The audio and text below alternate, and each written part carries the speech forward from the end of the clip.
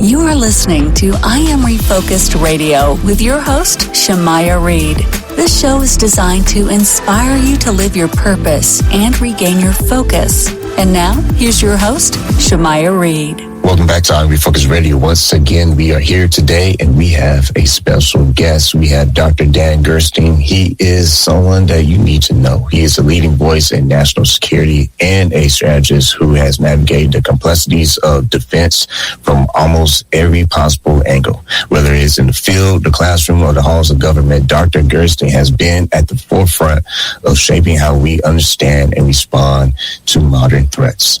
Man, he has a resume that probably take me 30 days and 30 nights to go through. So let me just cut to the chase. During his service in the United States Army, he served on 4 continents while participating in combat, peacekeeping, humanitarian assistance, and homeland security, and served for more than a decade in the Pentagon and various high-level staff assignments. The reason why he is here today is because he has an amazing book coming out. It's coming out very soon, May 15th, but you can pre-order it right now on Amazon. The title of that book, I have it right here, right now, on the screen, War Without Humanity. It is something that you really want to know about because there's a lot of tech and science in this book. And also, you're going to learn about what he is going to be bringing to the table. Because if you like nonfiction and fiction books, guess what? He has experience of doing both. First and foremost, I want to say to our guests, thank you for being patient with that intro. That's probably the longest intro I gave this week. I didn't give to 5% of what you do. So thank you for being patient. How are you doing today? I'm doing great, and thanks for having me on. I'm looking forward to having a good conversation. Yes, sir. So if people want to know more of what you do, they just have to Google you because, like I said, I'll probably take a 30-minute show just to go in detail on all the great things that you do. So first, I want to say thank you for your service to our country. And let's start out with the book. What inspired you to get into AI topic is something that everyone's talking about, but specifically thinking about soldiers in the future. This story takes place in your book in 2039, and it's all about there could be some problems, and I won't spill the beans, but there's a lot of things in this book that's going to keep people on the edge of their seat. I mean, that's a great place to start. What caused me to want to write the book? So I have worked in a number of think tanks. I've written a lot of studies and papers, pretty hard science stuff, nonfiction. I've written 8 nonfiction books as well. Everything from technology to how it is to work in the Pentagon, which is kind of a self-help book called Assignment Pentagon. And, I enjoy writing those books, but, what I wanted to do was have something that would be very accessible to sort of the average person who wants to understand more about artificial intelligence, but also wants to perhaps understand about what it could mean in security and defense and war. And so what I've done is to put together a fiction book here, and it has a narrative, and that narrative takes us from the development of this new type of force where humans and augmented humans with brain-computer interfaces and pharmacological enhancements and AI-enabled robots are all on the same battlefield. And so, as you pointed out, the big battle takes place in 2039. And, not to give away too much, but at the end of that, the question I ask is, has this non-biological intelligence, this humanoid robot, started World War III? You have also PhD in biodefense from George Mason University, and that, come on. When you have a heavy hitter like yourself on the show, I'm going to be sweating a little bit as a host because you have so much detail and rich experience. How did some of your your professional experiences help shape how you want this nonfiction to roll out for you?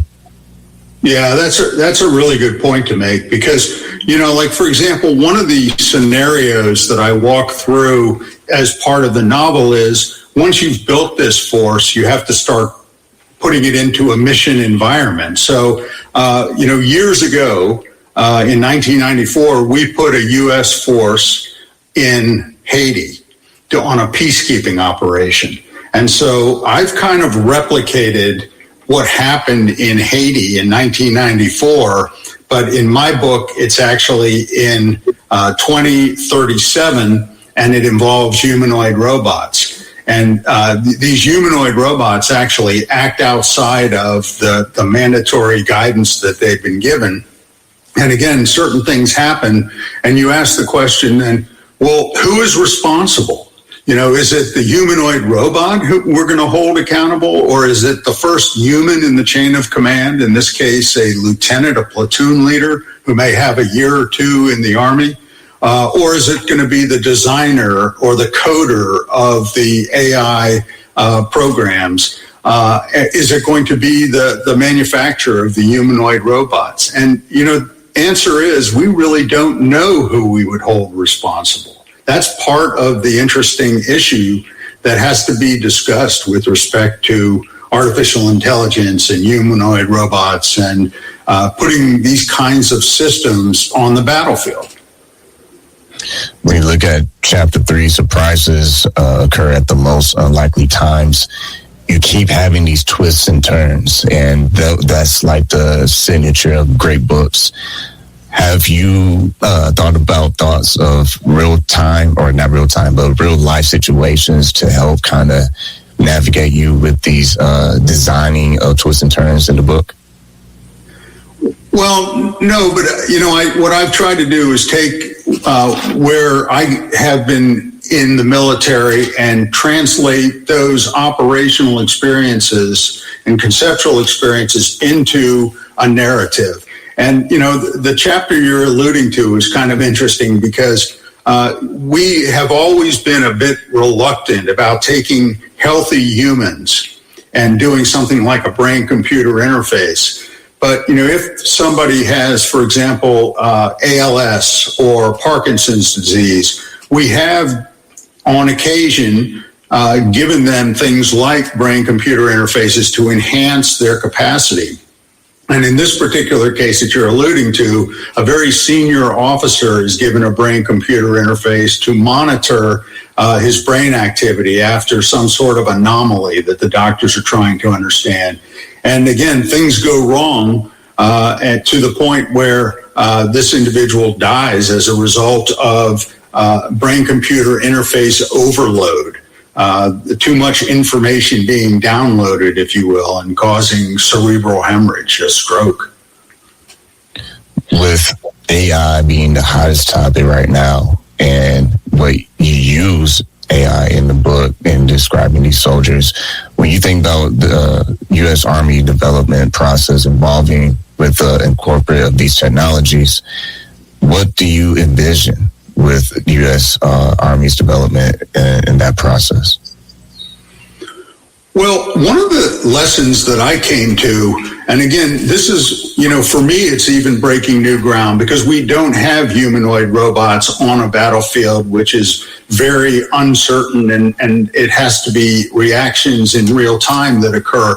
So one of the things that I came to was, you have the humans, and then you could have augmented humans, and you could have the AI-enabled robots. The question is that human in the middle of that piece of the battlefield, is that actually a useful thing to have a human with a brain-computer interface? Because at some point, if you issue the guidance, the humanoid robots could execute and may not need to have a human with a brain-computer interface in the center of the formation. And so, that begs another question. How would that human then command and control those humanoid robots? And so there's a lot of time in the book spent about, what happens? How do you train this formation?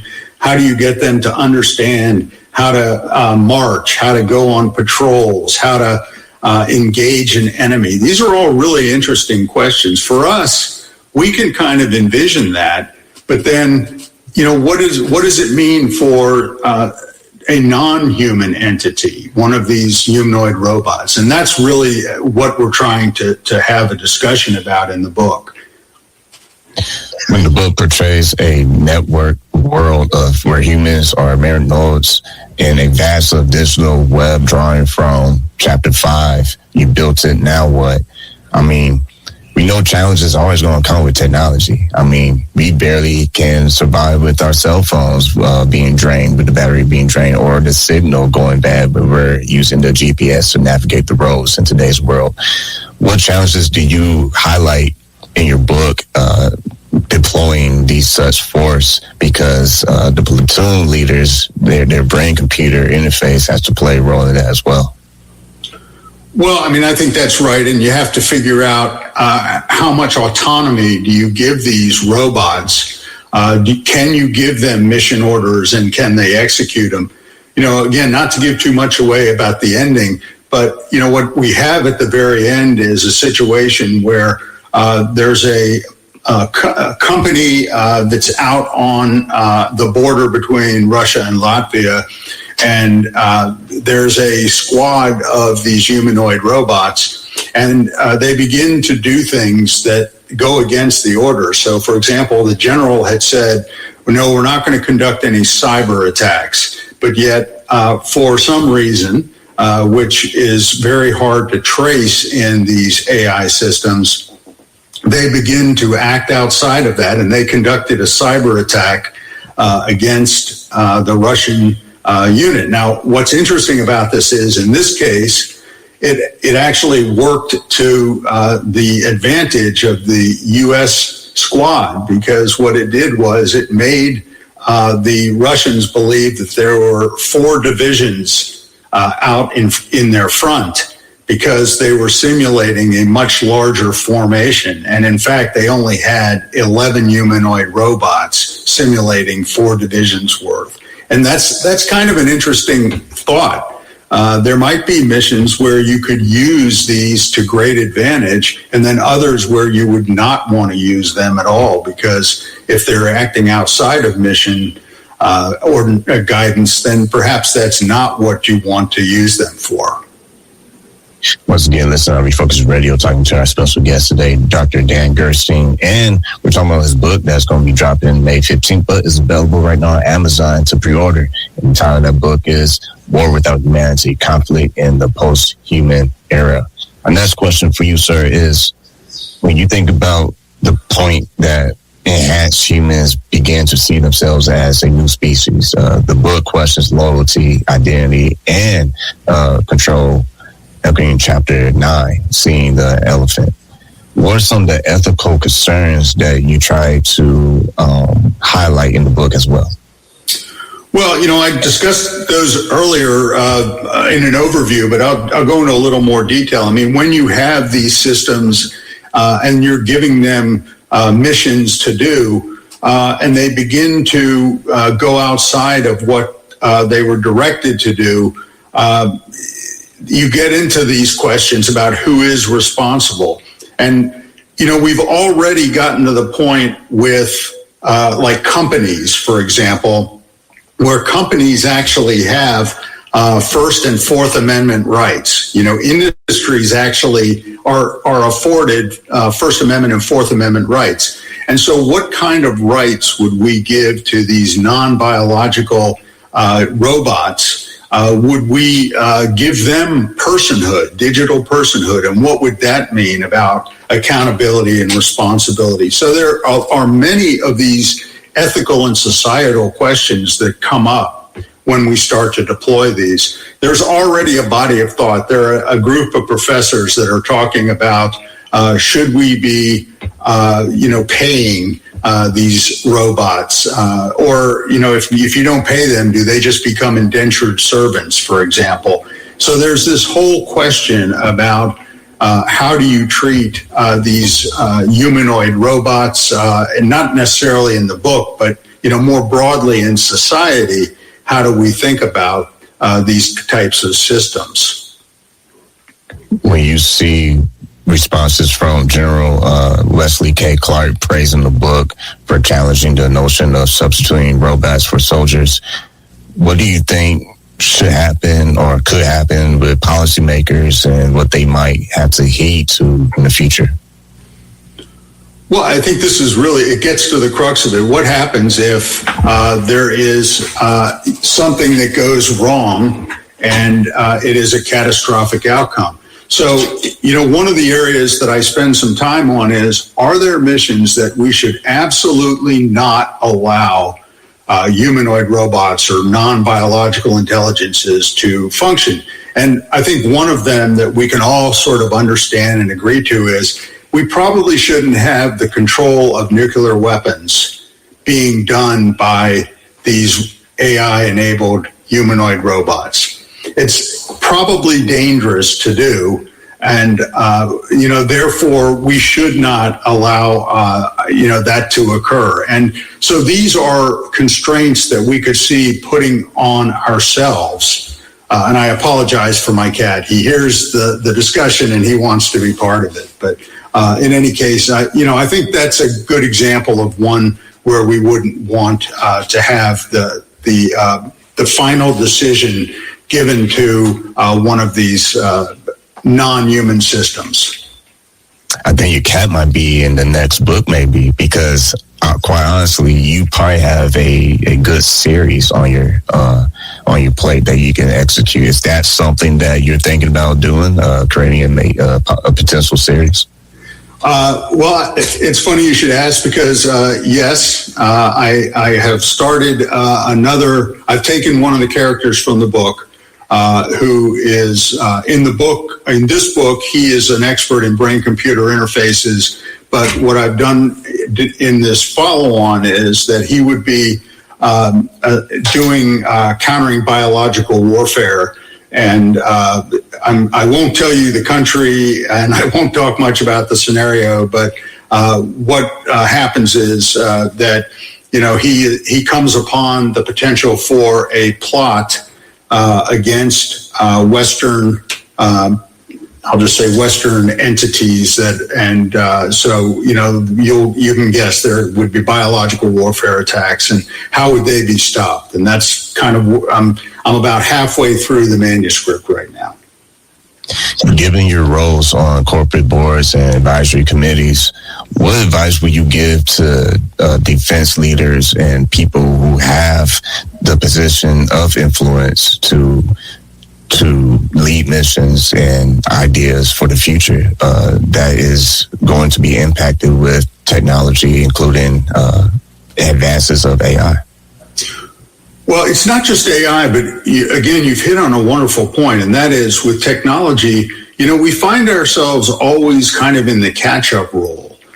We have technologies that are deployed as soon as there's functionality that might be useful, but then it normally takes a handful of years until we begin to say, we understand what the use case is, how the technology could be used, but we don't necessarily understand how it might be misused. And so what I like to see is these corporations would do well to think about not just the use cases, but also the misuse cases simultaneously, and put in some guardrails and safeguards. With artificial intelligence, a lot of the rhetoric right now is all about moving faster. But, for example, in the nonfiction work that I was writing about on artificial intelligence, when the ChatGPT-4 first came out, there was something really interesting about it. Because what wound up happening was that ChatGPT-4 comes out and it's making a lot of mistakes, and its developer then understands they have to very quickly bring back the software and update the software and re-release it. And, that has gone on now in kind of a cycle that keeps repeating itself. We keep finding mistakes that the software is making. It's very dangerous, for example, to think that, our artificial intelligence is actually hallucinating, and in some cases being deliberately deceptive in answering the questions that are posed to it. And that's something that we really have to make sure that we don't allow to go forward. I'll just give you one anecdote. This comes from where I used to work. I had done a series of papers for Department of Homeland Security. And what this think tank did was it took two of my papers and ran it through an AI generator. And it asked the AI generator for each paper to come up with 20 statements about the paper. And then they ask me to look at those 20 statements and say, which of those did the AI get right and which did it get wrong? And lo and behold, in both cases, what we saw was that the AI was only about 70% accurate. Now, that might be fine for, if you're just, it's not a crucial issue. You're just searching for information and you're going to do follow-up research. But if you're talking about something like, for example, how many milliliters of a drug do you prescribe? That's not going to be good enough. And so we really have to be careful about what the results are that come out of the artificial intelligence. And we can't believe everything we see. There has to be some sort of validation that occurs. And to your point, in the civilian world, people are using ChatGPT for everything, almost thinking. But that's just a bad joke. But when you think from looking through the lens of leadership in military, how crucial is it to have that human touch, to have instincts that are limited with what AI is reading as data? Well, again, this goes back to this question about nuclear command and control. We have actual historical events that have occurred where during the height of the Cold War, there was an exercise. In fact, I served on it as a lieutenant. I was deployed out in the field. It was called Able Archer, and Able Archer was practicing NATO, the North Atlantic Treaty Organization's NC3, Nuclear Command Control Communications. And what happened was the Russians saw, or the Soviets at the time, saw what we were doing, and they actually concluded that we were in the middle of a deliberate attack, a surprise attack, using our nuclear weapons. And it took one of it was a Soviet colonel, actually, who saw this, and he said, this is not the way that NATO and the United States would react. And they sort of paused for, a bit, and then they took another look at it, and they realized, that's right. That's not the way they would do it. So it was one colonel doing an intervention. And had that not happened, we could have had a nuclear exchange, and it could have been absolutely catastrophic. And so this is the kind of reason why you really want to have a good deal of confidence in what's coming out before you act on it. Again, if you're watching us online, you can get a copy of this book. It is coming out May 15th, but you can pre-order right now at Amazon. War Without Humanity. My last question for you before we wrap up the show for today is, what's one takeaway that you hope that readers will gain, understanding that this book is helping us understand something a little bit deeper, the role of humanity's role in the future of conflicts, and how writing this novel, how it influenced you and your views and how technology is progressing in defense? Well, I mean, the first thing I hope it will be entertaining for readers, because I do think there are a lot of interesting anecdotes. And I also hope that it will cause people to think about technology policy more broadly. We are in an incredible age where technology is moving so rapidly, and it's not just artificial intelligence, but it's the wide range of technologies that are in use. We talked already about biotechnology. I mean, we're actually reprogramming and programming life.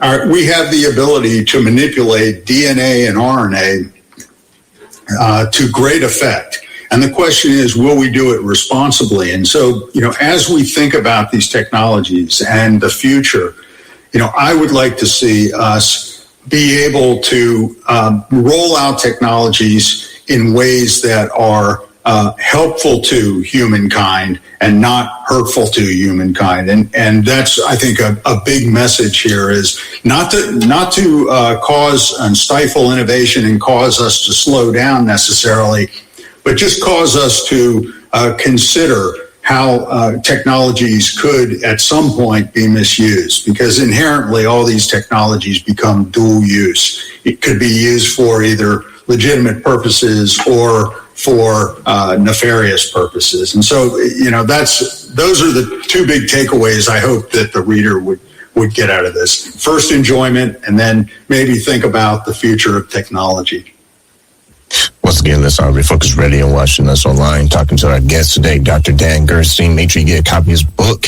It's going to be available May 15th, but available right now if you want to pre-order on Amazon. Once again, I want to say to you, thank you for talking about your project, War Without Humanity, Conflict in the Post-Human Era. Like always, thank you for your time. And thank you.